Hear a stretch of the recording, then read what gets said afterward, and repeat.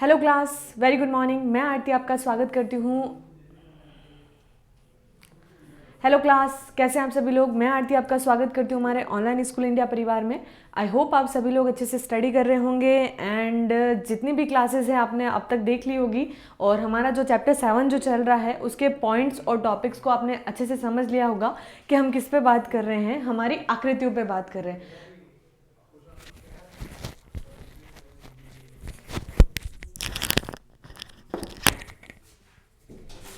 Sir बहुत ज़्यादा आवाज़ आ रही है इधर से, वो क्योंकि वो साइलेंट है ना सर, आवाज़ आएगी। ऐसी ऑन होती है तो फिर आवाज़ आएगी। सर आप इधर आ जाइए। नहीं नहीं नहीं, ऐसा कुछ नहीं। वो क्या है कि आवाज़ उसमें जाएगी और कुछ नहीं। नहीं नहीं सर, वो ऑन ही है, वो कट कर देंगे यहाँ से।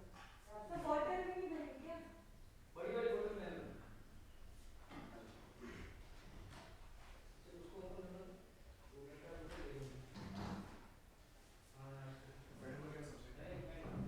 सर्दियों में क्या है सर, आवाज़ ज़्यादा हो सकती है, इको होती है।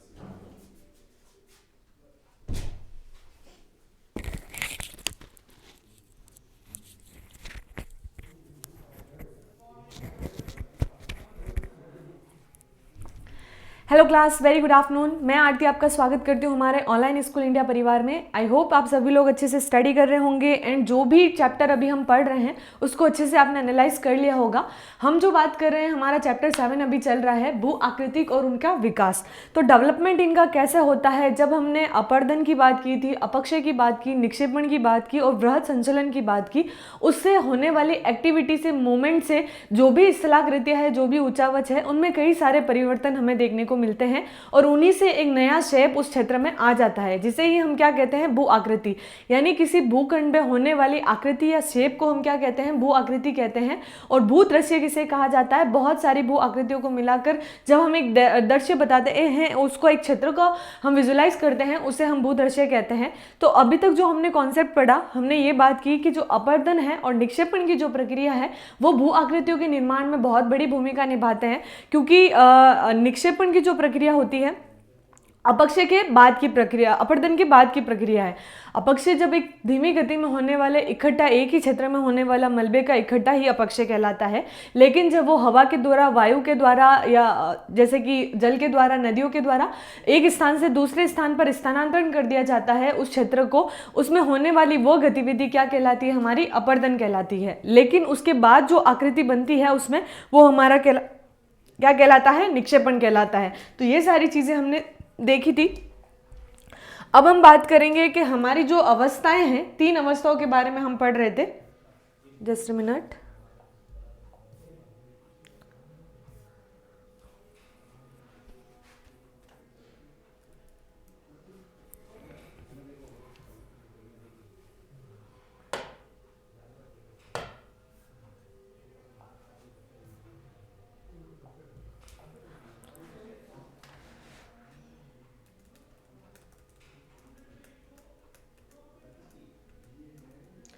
अब हम बात करेंगे युवा अवस्था की। जो पृथ्वी की, अगर हमने नदियों की बात करें, नदियों की हमने 3 अवस्थाएं देखी थी कि नदी जब अपने फ्लो में रहती है, जब उसका उद्गम होता है तो वह अवस्था उसकी युवा अवस्था होती है, क्योंकि उसका जो बहाव क्षेत्र होता है वो बहुत तेज होता है। क्योंकि उसी समय वो ढालों से, पर्वतों से होती हुई निकलती है। आप देखिएगा जब हमने गुरुत्वाकर्षण और ढाल प्रवाह के बारे में पढ़ा था, तो कोई क्षेत्र जब ग्रेविटेशनल फोर्स की वजह से अपनी ओर आकर्षित की जाती है तो उसका फ्लो जो होता है वो बहुत ज़्यादा तेज होता है। और यही स्थिति जब ढाल प्रवणता में होती है, जब एक स्लोप में होती है, तो उसमें उसकी गति क्या होती है, बहुत ज्यादा तेज होती है। यही अवस्था क्या कहलाती है, नदियों की युवा अवस्था कहलाती है। इस अवस्था में नदियों की संख्या बहुत कम होती है। ये नदियां उतली हुई वी आकार की घाटी बनाती है, यानी एक क्षेत्र बना देती है, वी शेप की एक आकृति लेके आ जाती है उस क्षेत्र में, जिसमें बाढ़ के मैदान लगभग अनुपस्थित या संकरे बाढ़ मैदान मुख्य नदियों के साथ साथ पाए जाते हैं। जल विभाजक अत्यधिक विस्तृत होते हैं, समतल होते हैं, जिसमें दलदल व झीलें होती है।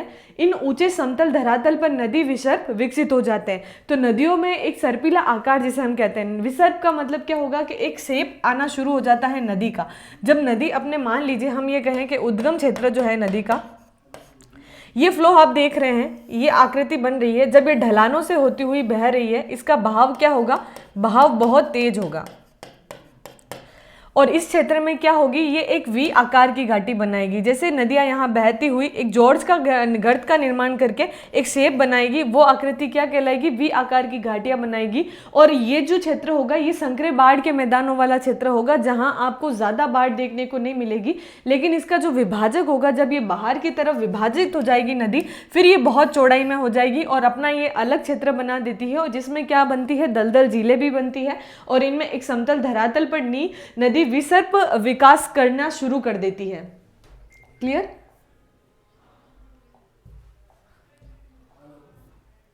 आई थिंक यहां टच की कुछ प्रॉब्लम हो रही है, जस्ट अ मोमेंट।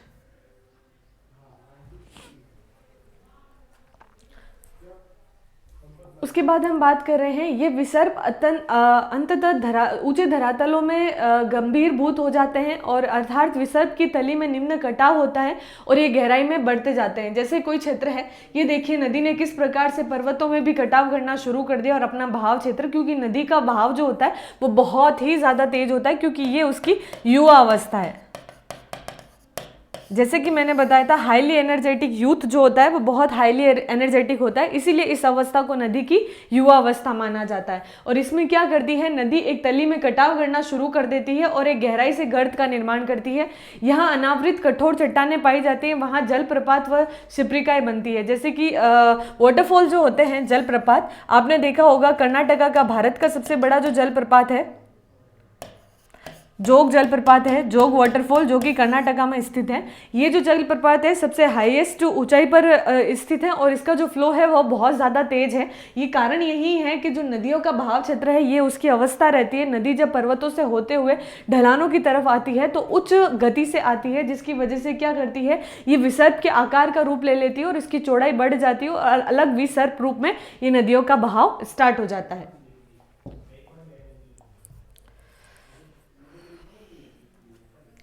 प्रौढ़ अवस्था, नदी की प्रौढ़ अवस्था क्या होती है, देखिए नदी का बहाव जैसे जैसे मैदानों की तरफ आना शुरू होता है, नदी की गति एक मध्यम अवस्था में आनी प्रारंभ हो जाती है। यही नदी की प्रौढ़ अवस्था कहलाती है, क्योंकि नदियों का बहाव जब ढलानों से नीचे मैदानों की तरफ आता है तो उसके साथ बहुत सारी, क्योंकि हमने देखा कि ये पर्वतों को काटते हुए आगे बढ़ती है, तो इसके साथ बहुत सारा मलबा हो जाता है, जिसकी वजह से इसके बहाव में भी क्या देखने को मिलता है, एक धीमी गति देखने को मिलती है। इस अवस्था में नदियां जल की मात्रा अधिक होती है और सहायक नदियां भी इसमें आकर क्या कर लेती है, मिल जाती है। नदी घाटियों में वी आकार की होती है लेकिन गहरी होती है। मुख्य नदी के व्यापक और विस्तृत होने से विस्तृत बाढ़ के मैदान पाए जाते हैं। प्रौढ़ावस्था में आके नदी बाढ़ के मैदानों का निर्माण करती है, क्योंकि जितनी भी इसकी सहायक नदियां हैं वो एक दूसरे से आकर इसमें मिलती है, यानी नदी का जो जल स्तर है वो बहुत ज़्यादा बढ़ जाता है। और इसी कारण घाटी में भीतर नदी विसर्प बनती हुई प्रवाहित होती है और युवा अवस्था में नदी समतल व विस्तृत व अंतर नदियां दलदली क्षेत्रों में लुप्त होती जाती है और नदी विभाजक स्पष्ट होते हैं, जलप्रपात व शिप्रिकाएं लुप्त हो जाती हैं। तो जैसे ही जो वाटरफॉल्स रहते हैं उनकी नीचे की स्थिति में जब नदी आना शुरू होती है तो इसका मिलन अन्य नदियों से इनके संगम होता है, जिसकी वजह से क्या करती है, ये नदी जलप्रपात और जो हमारी शिप्रिकाएं हैं वो उनके क्षेत्र को कम करती जाती है। जलप्रपात और शिप्रिकाएं सेम ही स्थिति हैं, आप जब इनके कॉन्सेप्ट को समझेंगे ये दोनों एक ही स्थिति की रहती है। तो अगर हम प्रौढ़ावस्था में बात करें तो नदी का बहाव क्षेत्र कम होता है, बहाव क्षेत्र बढ़ जाता है और इसका जल स्तर भी अधिक होता है।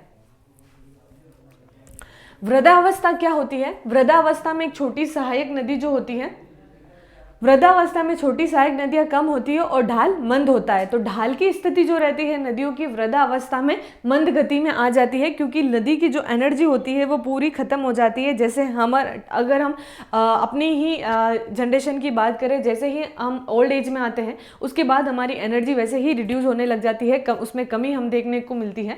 उसी प्रकार से नदियों का जो बहाव क्षेत्र होता है उसकी प्रौढ़ावस्था से होते हुए नदियाँ अनेक विसर्पिकाएं बना लेती है और इससे क्या होता है, एक दलदली गर्तों का निर्माण करके वो अलग अलग क्षेत्रों में अपना तंत्र बनाना शुरू करती है और ये इसकी अंतिम अवस्था होती है जहां वो डेल्टा तक निर्माण करती है।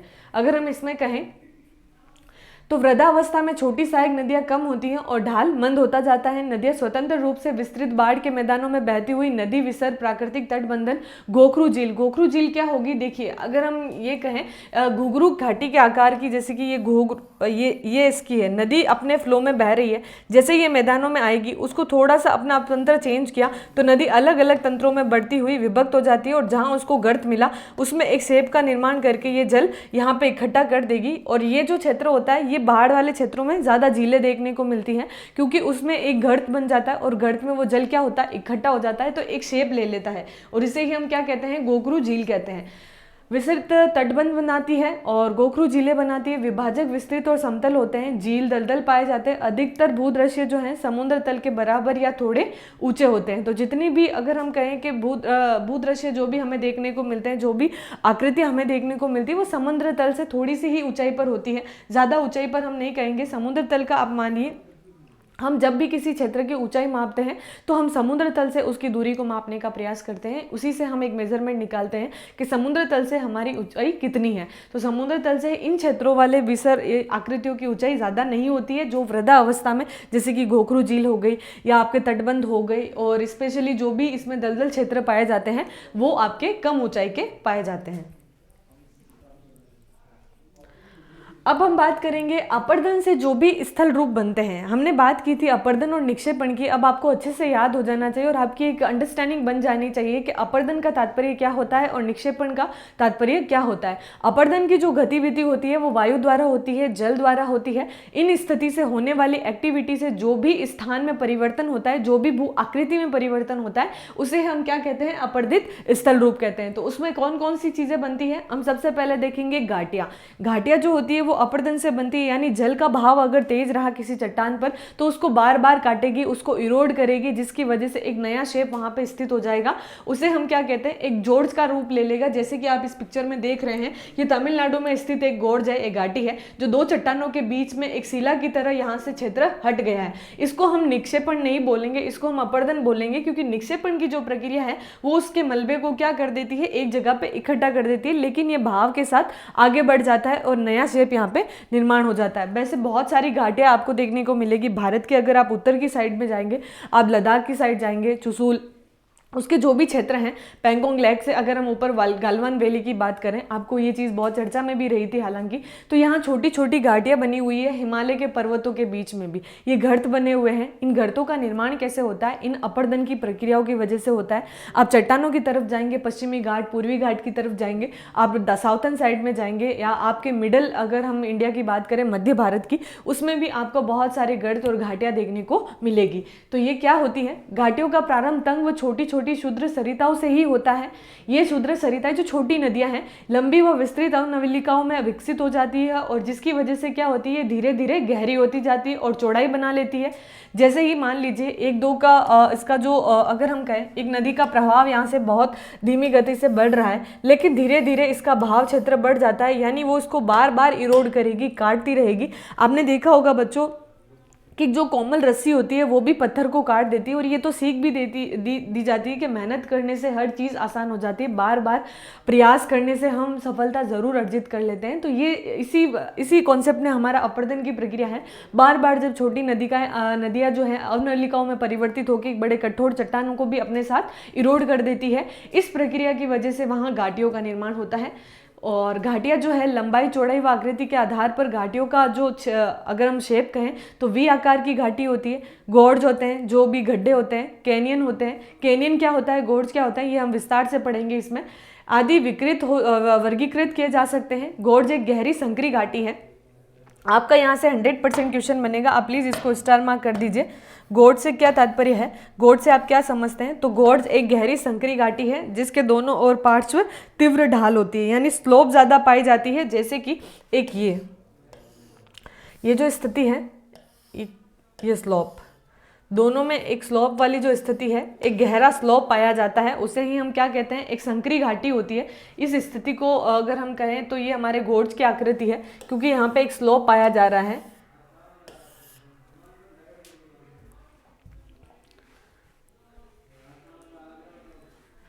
एक कैनियन के किनारे भी खड़ी ढाल वाला होता है। जैसे कि कैनियन क्या होता है, एक खड़ी ढाल की एक भांति होता है, एक ढाल एक स्लोप होती है, और यह भी गोर्ज की ही भांति गहरा होता है। गोर्ज की चौड़ाई इसके तल व ऊपरी भाग में लगभग एक समान होती है, यानी कैनियन और गोर्ज जो है वो एक इक्वल लेवल पे एक ही शेप के दिखाई देते हैं। लेकिन इसमें हल्का सा परिवर्तन क्या है, इसमें विपरीत एक कैनियन जो होता है, गोर्ज की जो चौड़ाई है या उसका ऊपरी भाग जो है वो लगभग एक समान रहता है, लेकिन कैनियन का जो ऊपरी भाग है वो अधिक चौड़ा होता है और इसका जो नीचे वाला जो तल है वो थोड़ा सा कम चौड़ा होता है। तो गोर्ज और कैनियन में एक ही डिफरेंट है, हालांकि दोनों ढाल वाले क्षेत्र ही हैं। ढाल वाली जो स्लोप है, आपने देखा होगा ढाल वाली ये प्रक्रिया ही है, और इनके बीच का जो क्षेत्र है वो हमारा गोर्ज कहलाता है। लेकिन इसकी जो ऊपरी क्षेत्र है, अगर हम ऊपरी तल की बात करें तो ये लगभग एक समान होते हैं, जबकि इसका जो कैनियन है इसका ऊपरी भाग अधिक चौड़ा होता है और नीचे वाला हिस्सा कम चौड़ा होता है। वास्तव में कैनियन गोर्ज का ही एक दूसरा रूप है। चट्टानों के प्रकार और संरचना पर घाटी का प्रकार निर्भर होता है। उदाहरणतः कैनियन का निर्माण प्राय अवसादी चट्टानों के क्षैतिज संस्करण के पाए जाने से होता है तथा गोर्ज कठोर चट्टानों से बनता है। तो जो अवसादी चट्टानें हैं, देखिए सेडिमेंट्री रॉक जो है वो मेटामॉर्फिक रॉक से पहले की जो स्थिति रहती है वो सेडिमेंट्री रॉक्स कहलाती है। ये अपरदन की ही प्रक्रिया से बनती है। जब हमने चट्टानों के बारे में पढ़ा था तो बहुत अच्छे से डिस्कस किया था कि जो अवसादी चट्टान है वो आग्नेय चट्टान का विपरीत रूप है, जो कि अपरदन की और निक्षेपण की प्रक्रियाओं से बनाई है। तो इन प्रक्रियाओं से वजह से जो चट्टानें हैं उनके क्षैतिज और एक ऊर्ध्वाधर, आपको दो वर्ड्स बार बार सुनाई दे रहे हैं। आई थिंक मेरे पास इसका कमेंट भी आया था कि मैम क्षैतिज से क्या मतलब है, ऊर्ध्वाधर से क्या मतलब है। तो आप समझिए, एक खड़ी रेखा को अगर हम कहें, नॉर्मली भूगोल की भाषा में अगर हम क्षैतिज समझे, पृथ्वी व सूर्य के बीच की जो दूरी को तय करने वाली जो एक उन दोनों को जो समान बनाती है उस रेखा को हम क्या कहते हैं, हम क्षैतिज रेखा कहते हैं। और एक खड़ी रेखा जो क्षैतिज के विपरीत होती है, एक खड़ी सीधी रेखा, उसको हम ऊर्ध्वाधर कहते हैं। तो क्षैतिज स्थिति की अगर हम बात करें तो अवसादी चट्टानों का क्षैतिज संस्करण जो उसके समान हो, दो क्षेत्र के बीच की जो समान एक रेखा होती है जो दो क्षेत्रों को जोड़ती है, वो क्षैतिज हॉरिजन लाइन कहलाती है। हॉरिजॉन्टल लाइन आपको पता होगा, हॉरिजन जो होती है वो आपकी दो क्षेत्रों के बीच की, जैसे कि पृथ्वी, वैसे हालांकि भूगोल में ये कहा जाता है पृथ्वी और सूर्य के बीच की जो दूरी, जो बीच में जो एक दूसरे को जो समान रेखा बनाती है उसे ही हम क्या कहते हैं, क्षैतिज कहते हैं।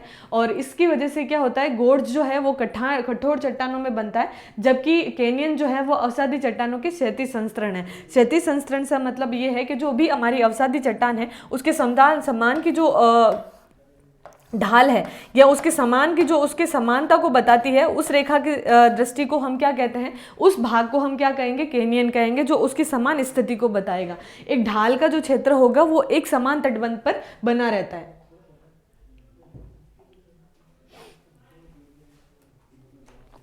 अब हम बात करेंगे जल गर्तिका तथा अवनमित कुंड। तो ये क्या होते हैं, ये जो जल के गर्तिका का मतलब होता है गड्ढा। तो जल के गड्ढे से जो भी चीज़ें बनती है या जो उसके आकृति का शेप बनता है उसे हम कैसे, एक कुंड के समान, आपने कुंड देखा होगा, एक छोटा सा क्षेत्र होता है जहाँ पे पानी इकट्ठा हो जाता है, और जैसे आप स्विमिंग पूल कह सकते हैं, ऐसा ही कुंड होता है। तो उस क्षेत्र को हम जल गर्तिका के रूप में जानते हैं। तो ये कैसे बनते हैं, पहाड़ी क्षेत्रों में नदी तल में अपरदित छोटे चट्टानी टुकड़े छोटे गर्तों में फंसकर वृत्ताकार रूप में घूमते हैं। तो जो भी पहाड़ी क्षेत्र हैं उसमें जितने भी नदी तल होते हैं वहाँ से अपरदित होकर जो भी छोटे छोटे टुकड़े होते हैं वो क्या करते हैं, इन गड्ढों में फंसकर एक वृत्ताकार रूप में घूमना शुरू कर देते हैं। जैसे कि ये पानी का बहाव है, इनके साथ जो भी चट्टान कंकड़ पत्थर मिलेंगे वो उसके साथ क्या करेंगे, घुलने की प्रक्रिया करेंगे, तो वो गोल गोल घूमेंगे, उनका एक राउंड शेप होना शुरू हो जाएगा, जिन्हें हम क्या कहते हैं, जल गर्तिका कहते हैं। एक बार छोटे व उतले गर्तों के बन जाने तक कंकड़ पत्थर और गोलासम इन गर्तों में क्या होते हैं, एकत्रित होते हैं। मान लीजिए यहाँ पे नदी का फ्लो है, एक खड्डा सा बन गया, तो ये सारे छोटे छोटे जो कंकड़ पत्थर है वो इसमें इकट्ठा होना शुरू हो जाएंगे, जिसकी वजह से ये प्रवाहित जल के साथ घूमते घूमते धीरे धीरे इन गर्तों का आकार बढ़ता जाता है। जैसे जैसे ये नीचे जाएंगे, जैसे जैसे इनका आकार और इनका क्षेत्रफल बढ़ना शुरू हो जाता है, जिसकी वजह से क्या एक प्रक्रिया बनती है, ये गर्त आपस में मिल जाते हैं और कालांतर में नदी घाटी गहरी होती जाती है। जैसे कि एक गर्त यहाँ पे बना, एक गर्त यहाँ पे बना, जैसे जैसे इसमें गोलाई आई, इसका भाग क्या हो गया, इसका क्षेत्रफल ऐसे बढ़ता चला गया। आई होप आप समझ रहे होंगे। जैसे कि ये नदी का बहाव है, इसमें जितने भी चट्टानों के छोटे छोटे टुकड़े हैं तो वो क्या करेंगे, उसके साथ गति करेंगे। तो जो भी गर्त बनेगा, एक गर्तों का, छोटे छोटे गर्तों का निर्माण होगा, इनका आकार बढ़ना शुरू हो जाता है और कालांतर में ये नदी गहरी घाटियों का रूप ले लेती है और जलप्रपात के तल में भी एक गहरे बड़े जल ग्रथिका का निर्माण होता है।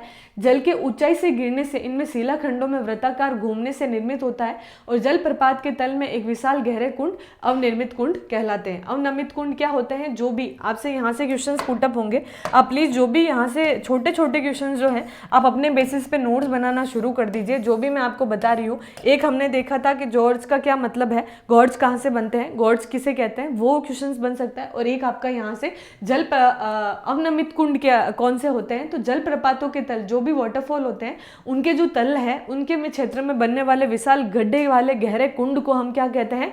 अवनमित कुंड कहते हैं। क्लियर? अधकर्तित विसर्प या गंभीरभूत विसर्प, देखिए इनको समझाने से कहीं ज़्यादा है, आप छोटे छोटे कॉन्सेप्ट में इसकी एक नोट्स बना लीजिए, क्योंकि एग्जाम में आपके छोटे क्वेश्चंस पुटअप हो सकते हैं। विसर्प किसे कहते हैं? क्षैतिज ऊर्ध्वाधर में क्षेत्र में अवसादी चट्टानों का एक क्षैतिज संस्करण क्या कहलाता है? कैनियन कहलाता है। गोर्ज की स्थिति क्या कहलाती है? तो गोर्ज कैसे बनते हैं? इन सारी चीज़ों में दो स्लोप के ढालों में जो भी प्रवाह चित्र होता है एक घाटी का शेप ले लेता है, उस स्थिति को हम गोर्ज कहते हैं, जो कि चट्टानों कठोर चट्टानों में बनते हैं। तो ये कॉन्सेप्ट आपको याद करने पड़ेंगे। जितना मैं आपको समझाऊंगी उसमें समझाने वाली चीजें कुछ नहीं है, क्योंकि ये चीजें फैक्ट है और फैक्ट को लर्न ही करना पड़ेगा कि किस स्थिति को हम गॉर्ज कहेंगे, किस स्थिति को हम कैनियन कहेंगे, किसको हम अवनमित कुंड कहेंगे। तो ये जो छोटी छोटी एक्सप्लेनेशन है ये आप क्या कीजिएगा, मेरी एक हम्बल रिक्वेस्ट है, आज ही आप इसको शुरू कर दीजिए। आप चैप्टर की हेडिंग डालिए और उसको खुद प्रैक्टिस कीजिए, क्योंकि आपको ये 190 या 120 पेजेस की पीडीएफ लर्न करना आसान नहीं रहता है। जो जो चीज़ें मैं आपको बता रही हूँ, जो होमवर्क में मैं आपको दे रही हूँ, प्लीज़ उसको करते रहिए, क्योंकि उसी से आपको बेनिफिट मिलेगा टिल एग्जाम टाइम में, तब आप अच्छे से उसका आंसर राइटिंग कर पाएंगे। तो प्लीज़ जो भी एक्सप्लेनेशन आपको दी जा रही है उसको नोट डाउन करना शुरू कर दीजिए। अब हम बात करेंगे अधकर्तित विसर्प या गंभीरभूत विसर्प। विसर्प क्या होते हैं, मेंडर्स ये कैसे बनते हैं? तीव्र ढालों में तीव्रता से बहती हुई नदियां सामान्यतः नदी तल पर अपर्दन करती है। बिल्कुल जो तल क्षेत्र होंगे, नदियां जब तेज बहाव में होती है तो अपने तली क्षेत्रों में क्या करती है? इरोजन करना शुरू कर देती है, कटाव होना शुरू हो जाता है। तो वो जो भी पदार्थ होते हैं उसके साथ घुलना शुरू करते हैं और वो आगे बढ़ने लग जाते हैं। तो तीव्र नदी ढालों में भी पार्श्व अपर्दन अधिक नहीं होता है, लेकिन मंद ढालों पर बहती हुई नदियां अधिक पार्श्व अपर्दन करती है, क्योंकि वो थोड़ा थोड़ा बहेगी। अगर एक फ्लो में बहेगा तो एक साथ जितना होगा वो चला जाएगा, लेकिन जब नदी धीरे धीरे कटाव करना शुरू करती है तो वो कटाव बहुत अधिक गहरा होता है। जैसे कि एक अगर हम रस्सी की बात करें, रस्सी धीरे धीरे उस पत्थर पर बार बार रगड़ी जाती है तो वो पत्थर भी टूटना शुरू हो जाता है, उसका भी अपर्दन होना शुरू हो जाता है। तो यही प्रक्रिया एक धीमी गति की प्रक्रिया में नदी की जो अवस्था रहती है वो पार्श्व अपर्दन करती है। क्षैतिज अपर्दन अधिक होने के कारण मंद ढालों पर बहती हुई नदियां विकृत होकर बहती है या नदी विसर्प बनाती है। नदी विसर्पों का बाढ़ जो है मैदानों और डेल्टा मैदानों पर पाया जाने एक सामान्य बात है, क्योंकि यहाँ नदी का ढाल बहुत मंद होता है। कठोर चट्टानों में भी गहरे कटे हुए और विस्तृत विसर्प मिलते हैं। तो जो भी क्षैतिज अपर्दन होता है, एक हॉरिजॉन्टल जो अपर्दन होता है, उसमें उसके कारण क्या होता है कि जो मंद ढाल होते हैं वो नदियाँ विकृत होकर बहती है, जिससे एक नदी विसर्प बना लेती है। एक नदी एक शेप बनाना शुरू कर देती है। नदी विसर्पों का बाढ़ मैदानों और डेल्टा मैदानों में पाया जाना एक सामान्य बात है। जैसे कि हमारे गंगा यमुना का दोआब क्षेत्र है बिहार, और उस क्षेत्र में नदियाँ बहुत स्ट्रांगली अपना बहाव क्षेत्र लेके आती है, क्योंकि जैसे ही मैदानों में प्रवेश करते हैं इनका फ्लो, इनकी जो गति होती है वो यहाँ आके अपने सारे इरोजन के पदार्थों को लाके यहाँ इकट्ठा कर देती है। तो जलोढ़ मैदानों का निर्माण होता है और इन्हीं क्षेत्रों में सामान्यतः बाढ़ वाले क्षेत्र ज़्यादा पाए जाते हैं। बाढ़ के मैदान भी यहीं बनते हैं। और कठोर चट्टानों में भी गहरे कटे हुए विस्तृत विसर्प यहाँ पे मिलते हैं। इन विसर्पों को अधकर्तित विसर्प या गंभीरभूत विसर्प कहा जाता है। तो विसर्प किसे कहते हैं, ये चीज़ को आप जब एग्जाम में अगर आपका क्वेश्चन बनता है तो आप क्या लिखेंगे कि विसर्प उस क्षेत्र को कहा जाता है जिसमें नदियों का जो ढाल है वो मैदानों के आधार पर एक अपर्दन की प्रक्रिया, एक क्षैतिज अपर्दन की अवस्था में डेल्टा और क्षेत्रों में पाया जाने वाला एक विस्तृत शेप है, जिसमें गहरे कटे हुए क्षेत्र जो होते हैं, चट्टानों के गहरे कटे हुए क्षेत्रों में नदियाँ अपना एक विसर्प आकार ले लेती है। उसे ही हम विसर्प आकृति कहते हैं या गंभीरभूत विसर्प कहा जाता है। नदी वेदिकाएं, रिवर ट्रेंचेस क्या होते हैं? नदी वेदिकाएं, देखिए नदियों का जो बहाव होता है, अब तक हमने देखा कि जितना भी इरोजन हो रहा है या जितने भी आप शेप बन रहे हैं वो नदियों की अवस्थाओं पर ही बन रहे हैं। नदियां जब पहाड़ों की तरफ होती है, युवा अवस्था में होती है, तो विसर्प वो जॉर्ज का निर्माण करती है। धीरे धीरे जब वो प्रौढ़ अवस्था में आती है तो मैदानी क्षेत्रों में आकर ये पहाड़ का मैदान बना लेती है। और एक ये कहें कि जो घाटियों में झीलों का निर्माण करना शुरू कर देती है। गर्तों में अगर हम कहें अवनमित, जो भी हमने पढ़ा था उसके पीछे वाले जो शेप हैं, अवनमित कैनियन है, गॉर्ज है, और अवनमित जो भी कुंड बनाती है, उसके बाद जब वो अपनी एक अंतिम अवस्था में होती है डेल्टे क्षेत्रों में, तो इस क्षेत्र में भी ये बहुत सारा इरोजन करती है और एक नए शेप का निर्माण करती है। तो वैसे ही नदियों वेदिकाएं क्या होती हैं? नदी वेदिकाएं प्रारंभिक बाढ़ मैदानों या पुरानी नदी घाटियों के तलों का चिन्ह है। ये जलोढ़ रहित, जहाँ पे जलोढ़ मृदा नहीं पाई जाती या जलोढ़ क्षेत्र नहीं होते, मूलाधार चट्टानों के धरातल या नदियों के तल में जो निक्षेपित जलोढ़ वेदिकाओं के रूप में पाए जाते हैं। नदी वेदिकाएं मुख्यतः अपर्दित स्थल रूप है, क्योंकि ये नदी अपेक्षित निक्षेपित बाढ़ मैदानों के लंबवत अपर्दन से निर्मित होती है। तो जो निक्षेपण से बनने वाली आकृति है उसमें नदी वेदिकाएं आपकी आएगी, क्योंकि ये क्या करती है, नदी अपने अंतिम छोर में, जैसे कि जलोढ़ रहित जो मैदान होते हैं, जलोढ़ वाले क्षेत्र कौन से होंगे? जब नदियां मैदानों में प्रवेश करती है तो वो जलोढ़ वाले क्षेत्र कहलाते हैं, क्योंकि उसके अपने साथ वो बहुत सारा स्लोप, जैसे कि मान लीजिए एक पहाड़ी है, यहाँ से नदी बहती हुई और ये हमारा ढाल है, ये पर्वत है और ये आपका मैदान है। तो जैसे ही नदी इस क्षेत्र में आएगी तो इस क्षेत्र में ये क्या करेगी? जलोढ़ मैदानों का निर्माण करेगी, क्योंकि नदी का बहाव जो होगा वो धीमा होगा तो ये बहुत सारा अपर्दन अपने साथ करेगी, और अपर्दन करने से यहाँ एक मलबे का इकट्ठा करके एक निक्षेपण कर लेगी। इस अवस्था को क्या कहेंगे? यहाँ पे एक वेदिकाओं का निर्माण करेगी, एक नया स्थल रूप बनाएगी, जिसे ही हम क्या कहते हैं? नदी वेदिकाएं कहते हैं। मैदानों के लंबवत अपर्दन से निर्मित होते हैं। जैसे जैसे मैदानों में लंबवत अपर्दन होना शुरू होगा, उसमें ये एक क्षेत्र ए और ए की स्थिति का निर्माण करना शुरू कर देगी। क्लियर? विभिन्न ऊंचाइयों पर कई वेदिकाएं हो सकती है, जैसे कि आरंभिक नदी जल स्तर को दर्शाते हैं। नदी वेदिकाएं नदी के दोनों तरफ समान ऊंचाई वाली हो सकती हैं।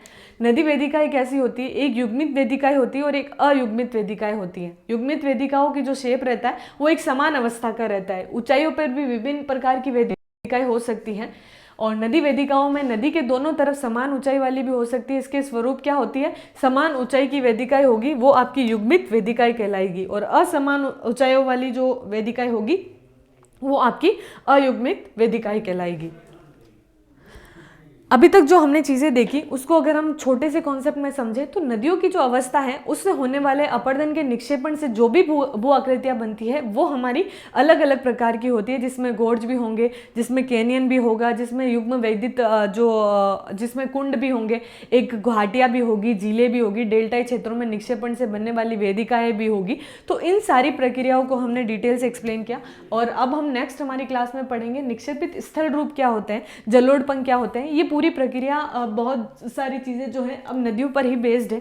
अपर्दन की प्रक्रियाओं से बनने वाली स्थलाकृतियाँ क्या है, एक जो सिंपल कॉन्सेप्ट है हमारा, हमें एक इसके अगर हम नोट्स की प्रिपरेशन करना शुरू करें तो आप क्या कीजिएगा, मैं आपको एक सिंपल से लैंग्वेज में समझा देती हूँ। आप स्टार्टिंग में चैप्टर की हेडिंग डालें, हालांकि अभी तक आपको मैंने कोई होमवर्क नहीं दिया है, आज ही मैंने आपको इसका होमवर्क दिया है। आपको क्या करना है, सबसे पहले जो भी मैंने एक्सप्लेनेशंस वाली पॉइंट्स देखे आप उसमें लिखेंगे गोर्ज, ग्रीन पेन से गोर्ज लिख दीजिए, उसके बाद ब्लू पेन से उसकी एक्सप्लेनेशन लिख दीजिए, उसके बाद आप नीचे लिखिए कैनियन, फिर उसकी एक्सप्लेनेशन, अवनिमित कुंड किसे कहते हैं उसकी एक्सप्लेनेशन, नदी वेदिकाएं किसे कहते हैं उसकी एक्सप्लेनेशन, और एक अपर्दन और निक्षेपण क्या होता है वो मैंने आपको समझाया था, जो आपने स्क्रीनशॉट लेने के लिए भी मैंने आपको कहा था, वो आपको अपनी नोटबुक में उतारना है। आई विश आपको सारी चीज़ें समझ में आ गई होगी। अगर किसी ने वो स्क्रीनशॉट नहीं लिया है तो बैक क्लास में जाके वो सारी चीज़ें ले सकता है वहाँ से, और PDF ये आपको अवेलेबल हो जाएगी हमारी लिंक पे। So keep learning, take care yourself, मिलते हैं हम हमारी नेक्स्ट क्लास में। Enjoy, good bye.